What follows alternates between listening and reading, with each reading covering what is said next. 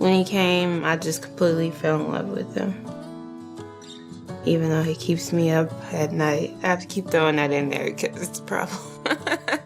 It's the first time being mom, so I don't know what to do all the time. Congratulations! After 9 months of excitement and anticipation, you have brought your beautiful baby into the world. Now you're a brand new mom or dad, and you're wondering, what comes next? We didn't want to leave the hospital at the end of the stay. They were so great, and the staff was so nice and friendly. It's very exciting to have somebody to love and to share that love with and, to share life with.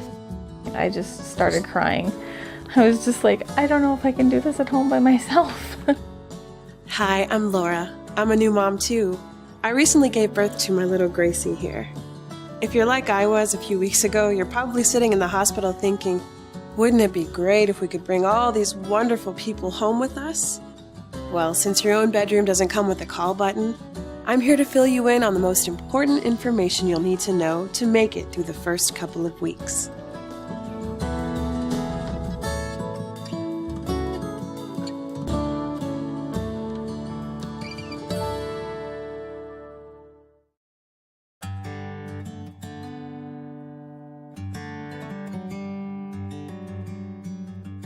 I'm going to share a lot of tips in this video, so to make things easier, watch for this icon to come on screen.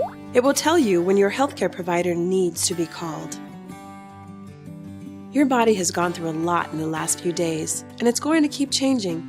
This first section of the program shows you how to take care of yourself so you can focus on your new baby. One of the first and most obvious changes you'll notice is lochia. Lochia is vaginal bleeding that's caused by your uterus as it heals. The lochia will be bright red after birth. Then, the bleeding will decrease and change in color from red to brown to white. Keep in mind that lochia can increase if you're not resting enough, so listen to your body and take it easy. It's also normal for lochia to get a bit heavier when you breastfeed. This is nothing to worry about, as long as the bleeding doesn't continue to increase. Take note. To reduce the risk of infection to your uterus and vaginal area during this time, stay away from pools and hot tubs, wear pads rather than tampons, and avoid douching altogether. And since your body needs time to heal, it's a good idea to get the okay from your doctor or midwife at your 6-week checkup before you have intercourse again. Lochia is not a period. You can start to ovulate within 2 weeks after giving birth, even if you're breastfeeding, which means you can get pregnant again unless you plan accordingly. Lochia is a normal process, but there are warning signs that could mean something's wrong. Call your healthcare provider if you are passing blood clots in the lochia that are larger than a ping pong ball, if you notice a foul-smelling odor, you saturate more than 1 pad in an hour, if you are dizzy or lightheaded, if you have worsening abdominal pain, or if your temperature rises above 100 degrees Fahrenheit or 37.7 degrees Celsius. In the first few days after birth, your uterus will begin the process of involution, when it shrinks down to its pre-pregnancy size. With involution, you may have mild contractions called after pains. After pains can feel stronger when you're breastfeeding because breastfeeding helps the involution process. The good news is they're not nearly as strong as labor contractions, and they'll lighten up in a few days. To ease after pains, place a heating pad on your stomach. Will you bring me the heating pad, please? Or take the pain medication recommended by your healthcare provider. Use your labor breathing techniques and empty your bladder before breastfeeding. Now, if you delivered vaginally, your perineum will be sore. So here are some tips on perineal care. First off, avoid sitting for long periods of time in the first week. Also, use the peri bottle your hospital gives you to squirt warm water onto your vaginal area when you urinate. This will reduce stinging and help keep your perineum clean. If you have stitches from an episiotomy or tear, it's even more important to keep your perineum clean, so change your pads frequently. The stitches will dissolve on their own in a couple of weeks. Also, take sitz baths in a clean bathtub with shallow water, or in a plastic sitz tub that fits on your toilet. Use warm water to soothe soreness and cold water to help reduce swelling. Soak once or twice a day for 20 minutes at a time. Sitz baths might also help with hemorrhoids, another common side effect of birth. You can also try witch hazel pads or an ice pack to relieve hemorrhoid discomfort. Constipation can make hemorrhoids worse, so to keep things moving along and regular, get out for short walks, eat lots of fruits, veggies, and whole grains, and drink plenty of water. Don't resist the urge to go to the bathroom even though your perineum is still sore. Call your healthcare provider if constipation remains a problem, or if you have symptoms of a urinary tract infection, such as pain, burning, or frequency with urination. You should also call if you see signs of infection at your episiotomy site, such as worsening pain, redness, or increasing drainage, or if your temperature rises above 100 degrees Fahrenheit or 37.7 degrees Celsius. Now, for those of you who have had a cesarean birth, avoid lifting anything heavier than your baby and don't overdo the stairs. Most cesarean incisions heal just fine, but there are warning signs to look for. Call your healthcare provider if you have any increased swelling, redness, drainage, or separation around your incision, if you have a fever, or if you notice a red tender area on your leg or arm, which could be a blood clot. No matter what kind of birth you've had, what it all comes down to is this. Your body needs a lot of care in the first couple of weeks, so treat yourself right. Don't get too active too soon, and sleep when your baby sleeps. Just trying to get back into my routine of sleeping and getting enough sleep, and sleep while he sleeps. All this change can feel overwhelming for you and for your family. Baby! In fact, don't be surprised if you end up wearing the same pair of sweats for a few days. Oh, and a shower and a sit-down meal can be a rare treat in the beginning. The best advice I can give you is keep things simple. I'm starving. Keep your baby in the same room as you. Set up a second diaper changing station in the living area. And keep healthy, one-handed snacks around to make sure you get enough to eat. Finally, ask your family and friends to lend a hand where you need it, so you can take that shower and change those sweats. They want to help, so go ahead and ask. Having them or some other positive support around you will help keep you from getting a bad case of the baby blues. That's what happens when your hormones are trying to get back to normal. You can't get much sleep, your baby needs you constantly, and you feel overwhelmed, weepy, and irritable. The baby blues are normal and should pass within a few weeks.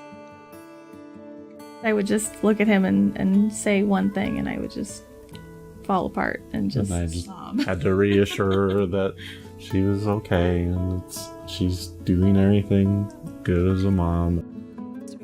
Being emotional about the birth, your baby, and motherhood is normal. So open up and talk to someone about your feelings. I want to be able to do it all myself. I want to give her what she needs. I think you're doing the best that you can, and that's all that we can do. It's important to take care of yourself at this time. Rest whenever you can. Nurture yourself with healthy foods and plenty of fluids, and let the housework become less of a priority. For a smaller percentage of moms, at least 10%, more serious mood disorders can occur, including postpartum depression. You can experience this right after birth, or even weeks or months later. Since it's caused by a change in brain chemistry, postpartum mood disorders are treatable. So call your healthcare provider if you are constantly crying and worrying, have thoughts of harming yourself or your baby, have problems eating or sleeping, are unable to care for yourself or your baby, or if you experience any other extreme change in your behavior. Are you okay, baby? Hey, partners, it's your job to look out for these symptoms too. If mom's really depressed, she might not even realize it and might not be able to ask for help. So call her doctor if you see any signs of postpartum depression. And what about your own feelings? Don't be surprised if the lack of sleep and new responsibilities get to you too. The good news is, with some rest and time to get used to the new routine, You'll be more able to focus on the joys of having a new baby, and it won't be long before parenting becomes second nature.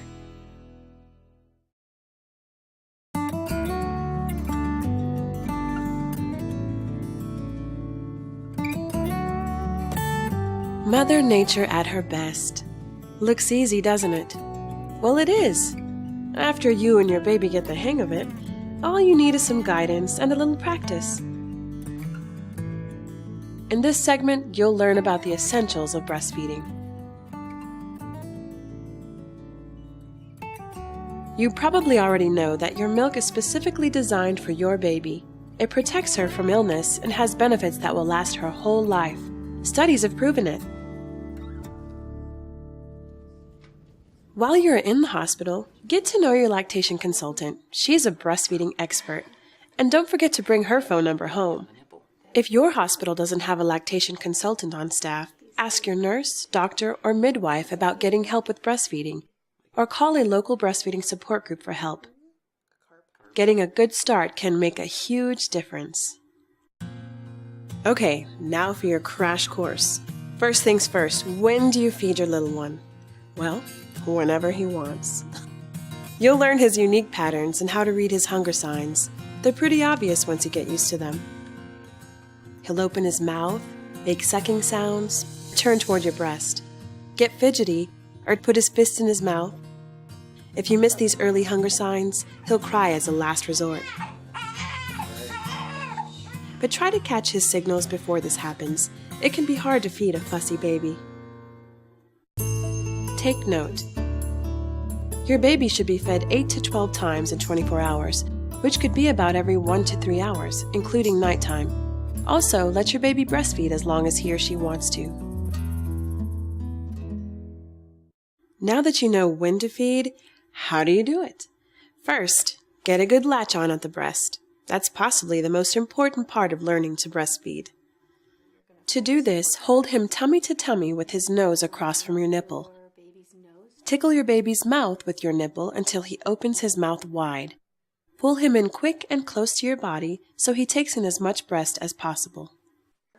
Hold him skin to skin whenever you can, since that can help with breastfeeding too. This animation will help you see what's going on inside a baby's mouth when he latches on properly. Notice how the nipple is drawn far inside his mouth with his tongue underneath. First, there will be a period of quick sucking. Then, his sucking will become deeper and longer as he settles into a rhythm of suck and swallow. If it doesn't hurt, you know he's got a nice, deep latch. Let your baby feed as long as she wants from the first breast. When she slows down, try to burp her for a few minutes by holding her upright and gently patting her back. Then, offer the second breast, which she may or may not take, and be sure to alternate which breast you start a feeding on to encourage good milk production in both. Take note.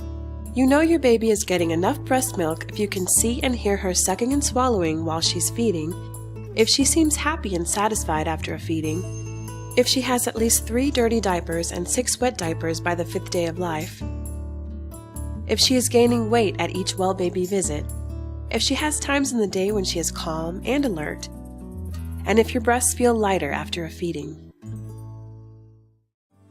From the beginning, the more frequently you nurse, the better you and your baby will get at breastfeeding, and the less likely you are to have excessive breast swelling, known as unrelieved engorgement. It seems like such a natural, all mammals do it kind of thing, and it hasn't been as easy as I thought it was going to be. When I became engorged, when milk started coming in, he got really frustrated. It was reassuring when we went to the doctor. It helps to know that there's simple things that you can do. Engorgement can be uncomfortable for you and make it difficult for your baby to latch on. Before feeding, you can soften your breasts by applying warm washcloths, massaging them, or expressing a little milk. After a feeding, apply ice or even a bag of frozen peas to relieve swelling. If your breasts still feel full, express enough milk to relieve some pressure by hand or with a breast pump.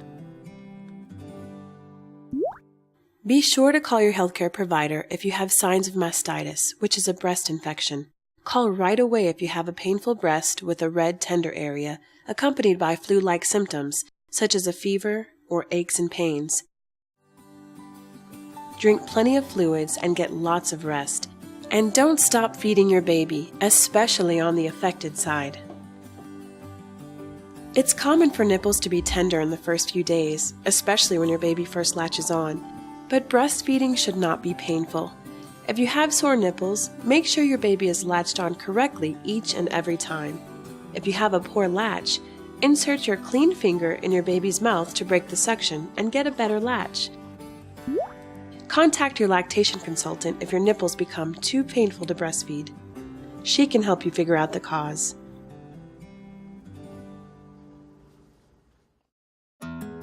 It can take a few weeks to get the hang of breastfeeding, so stick with it.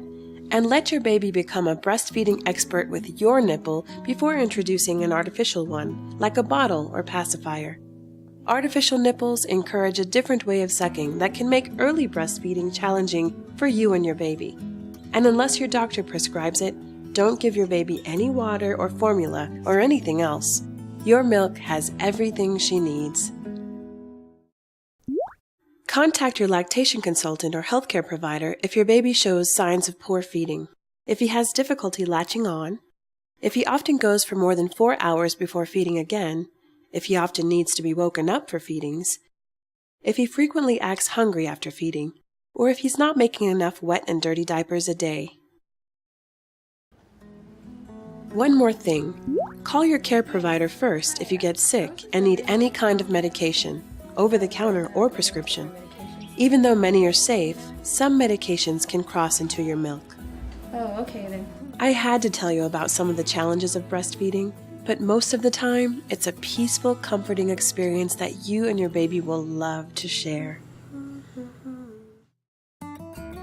If you decide to formula feed, partially or exclusively, it can be a little more complicated than you think. In this segment, we will go over the basics of formula feeding.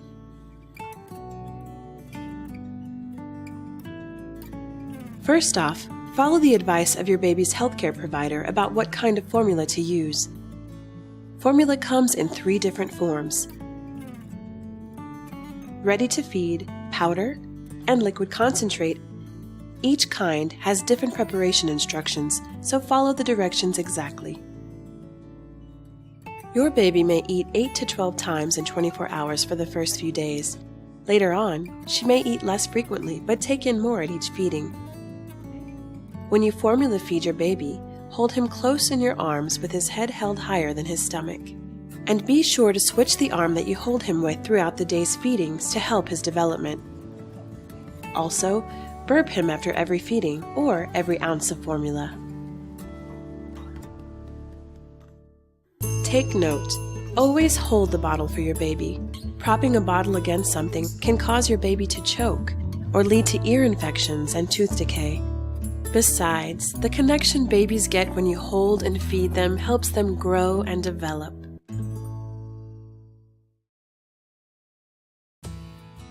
When you bottle feed, everything should be kept super clean, so wash your hands well before preparing a bottle. If you use ready-to-feed formula, there is no mixing or measuring required.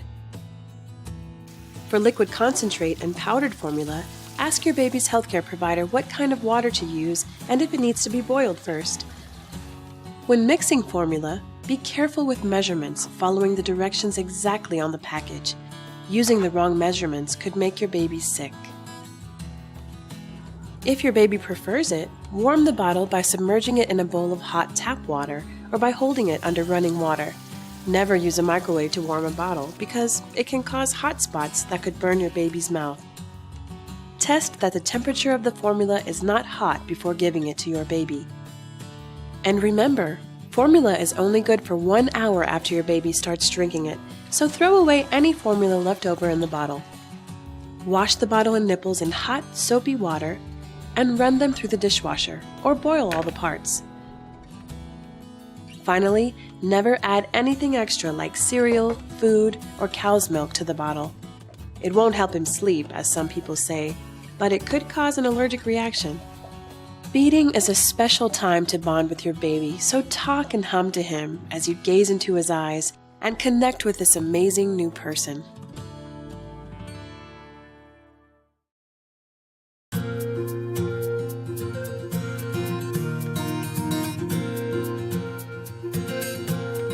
Caring for your new baby is the best way to get to know him or her. In this section, you'll learn what to look out for and how to keep your baby comfortable and safe. In the beginning, you'll need to care for your baby's umbilical cord stump. Keep it clean and dry and fold the diaper down so it doesn't irritate the cord. In a few weeks, the cord will fall off on its own. Don't be surprised to see a little blood when that happens. Call your baby's healthcare provider. If your baby cries when you touch the cord bleeds more than a little, has any pus or drainage, or if the skin around it looks red or irritated. If you have a baby boy, you'll need to make a decision about circumcision, which is the surgical removal of the foreskin that covers the head of the penis. Consider the benefits and risks of this procedure, along with your own personal and religious beliefs. The American Academy of Pediatrics believes that circumcision has potential medical benefits and advantages, as well as risks. The existing scientific evidence is not sufficient to recommend routine circumcision. If your son is circumcised, follow your doctor's instructions on caring for the circumcision and keep the area clean and dry. It's normal for a thin yellow crust to form around the circumcised area. It's part of the healing process, so let it be. But call your baby's healthcare provider immediately if there is any bright red bleeding from the circumcision, if your baby doesn't urinate within 24 hours of the circumcision, if there is unusual redness or swelling, or if there is thick yellow or green discharge with a foul odor. If your son has not been circumcised, he doesn't need any special care. Just gently clean his penis with water and don't force the foreskin back. Another thing to watch out for in newborns is jaundice. That's when your baby's skin and eyes have a yellowish tint. If you think your baby is becoming jaundiced, call her healthcare provider. Jaundice is not uncommon, but serious jaundice does require treatment. Now, let's move on to something you'll be doing a lot of right from the start: diaper changing. Let's see what kind of surprises we have in store for us today. If you're a first-time parent, what you find in your baby's diaper might take you by surprise. Hey, little baby poop. Your baby's first stool is called meconium. It's greenish-black and sticky. If your baby is breastfed, his stools will gradually become loose, yellow, and seedy-looking in the first week. Formula-fed babies may have yellow-tan or brownish-green stools with a firmer texture. For all babies, change diapers frequently, clean in all the folds of the skin, and keep everything clean and dry. When diapering a baby girl, be sure to wipe her bottom from front to back to prevent urinary tract infections. If your baby gets a diaper rash, which looks like tiny red bumps, wash his bottom well with mild soap and water. Leave his bottom open to air as much as possible, and try a medicated ointment. Call the doctor if the diaper rash gets worse or doesn't go away in 2 or 3 days. Although breastfed babies have loose, unformed stools, this is different from diarrhea. Call your baby's doctor if he has stools that are watery and foul-smelling, stools with blood and mucus, or if he has hard stools that look like pebbles, which could mean that he is constipated. Are you wet? If you use disposable diapers, it can be hard to tell if your baby has urinated. To test if they are wet, pinch the diaper to see if it squishes. A baby's urine is normally light yellow and clear. He should have at least 6 wet diapers by his 5th day of life. From then on, he will have about 6 to 8 wet diapers a day. Call your baby's doctor if she shows signs of dehydration. Fewer than 6 wet diapers a day by day 5, dark yellow urine, a reddish stain in the diaper, a dry mouth and lips, or if you notice an unusual lack of energy. Another common concern for new parents is how to tell if their baby is sick. Be sure to call your baby's healthcare provider if he shows the following signs of illness. If his temperature registers above 100.4 degrees Fahrenheit or 38 degrees Celsius, if he cries constantly or with distress, if he is vomiting, if he chokes routinely during feedings or refuses to eat, if he is suddenly or unusually sleepy or hard to wake up, if he coughs frequently or has difficulty breathing, if he has pale, yellow, blue, or gray skin tones, or if he is just not being himself. You've probably heard of SIDS, which stands for Sudden Infant Death Syndrome. Pretty scary to think about, but there are ways to reduce your baby's risk. Keep all loose pillows, blankets, and crib bumpers out of the crib. Try to use sleepers or wearable blankets instead. Always lay him on his back to sleep. You can also offer a pacifier when you put him down to sleep to reduce the risk of SIDS. Breastfeeding mothers should wait until breastfeeding is well established, usually around 4 weeks, before offering a pacifier. Many studies suggest that breastfeeding itself reduces the risk of SIDS. Since overheating is also associated with SIDS, don't keep the heat up too high in his room or dress him too heavily when he sleeps. Just do whatever would be comfortable for you. Also, you can use a fan in the room to circulate the air. Secondhand smoke is another risk factor for SIDS, so don't allow smoking around your baby. If you smell smoke even on clothes, it's enough to affect your baby.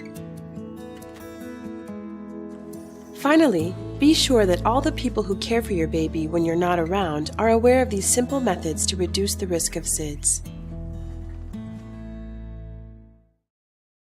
Now, onto one of the most important things you need to do to ensure your baby's safety. Install an infant car seat. It's the law, and you'll need one before you leave the hospital. Call your local Department of Transportation and have your car seat inspected by a certified technician to make sure that you have installed it correctly. They told me a couple of things that we need to watch out for. One is make sure that the seat's in the middle. That's the safest place for the seat to go. Follow the car seat instruction manual carefully. If the manual is missing, call the 800 number on the car seat or read the car seat's label for instructions. An infant car seat should be installed facing the rear of the vehicle and in a seat without an airbag. Make sure that your car seat is up to current safety standards. Check the seat's expiration date and know its history. It's never safe to hold your baby in a moving car, not even for a quick trip. To keep your baby safe from other kinds of accidents, never leave her unattended anywhere but in her crib, especially if there are pets, siblings, or water nearby. Babies can drown in just 1 inch of water. Another safety measure is to always keep one hand on your baby for stability if she's on an elevated surface. Babies can roll over when you least expect it. To be prepared for other emergencies, an infant first aid class can instill confidence in your ability to act if your baby starts choking or needs CPR.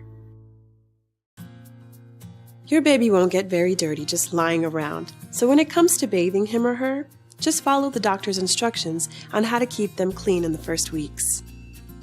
To wash his face, use a clean, wet washcloth. Wash his eyes from the inside corner to the outside, using a new part of the washcloth for the other eye. Then, with baby soap and water, clean his neck, ears, and hands once a day, paying special attention to all the folds and creases. Try to keep him wrapped in a towel as you go to keep him warm. The first night I brought him home, it was very exciting, but then when midnight came, I didn't know what to do when he started crying. All babies cry, and if you're like most parents, you may be wondering what it means. Well, it's the only way your baby can tell you that he or she needs something. Think of it as baby language. Maybe she's hungry or needs a bit more time at the breast. Maybe she's tired or overstimulated from loud noises or being held by too many people. She might want to be held and cuddled. Or something could be making her uncomfortable, like she's too hot, has a dirty diaper, gas, or needs to be burped. When she gets really inconsolable, if he just lays down without his shirt on and lays her on his tummy, she just nuzzles right up. When you respond right away to your baby's cries, he learns to trust that the world is a safe place for him, so he'll actually end up crying less. You can't spoil a newborn by responding to his cries. Even though it's normal, crying babies can be very upsetting to new parents.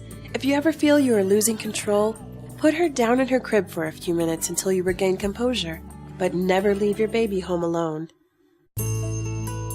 Take note, never shake or toss your baby. It could cause brain injury, blindness, or even death.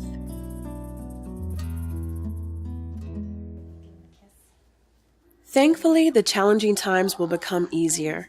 You'll soon enjoy many loving and tender moments with your baby while you're doing all that feeding, diapering, and bathing. During her alert periods, your baby will love to look at you and hear your voice as you read, talk, and sing to her. Play and interaction help her brain develop, and besides that, it's fun for both of you. When he's just awake, I like to play with him. And for a little bit, because then he goes back to sleep. To me, I think he be saying words. She say he just be accidental, but I heard him say mom, dad, and a couple more words, but No. Remember to trust your intuition. If at any time you feel that something's not right with your body or your baby, don't hesitate to call your care provider, lactation specialist, or pediatrician. They're there to help and support you. I think that talking to your pediatrician when you have questions is key. Yeah, tapping into those resources. Well, that about covers the basics for your first 2 weeks at home. But I have one last piece of advice to keep close to your heart. A loving, attentive parent is just what your baby needs, and you know your baby better than anyone. Have confidence in your ability to care for your child, and know when to ask for a little help. Excuse me now, I think my baby's waking up. Have a safe and fun first couple of weeks watching your little baby blossom and grow.